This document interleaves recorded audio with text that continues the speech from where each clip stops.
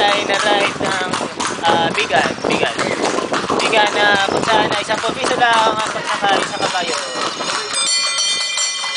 Anong masasabi mo ngayon tayo nakasakay sa kabayo? Masaya, masaya. Go. Ikaw. Amoy kabayo. Amoy kabayo. Siyempre masaya. Masaya? Oo. Nat, sa'yo ang palagay ano ang kinabuti ng pagsakay sa kabayo? Masaya. Masaya, the best. Ulit ka ba? Ambivalent. Oh, it can be. Hi, bro, she's bonding. Ayan, nakikita po natin ang pag-ride ng kabayo.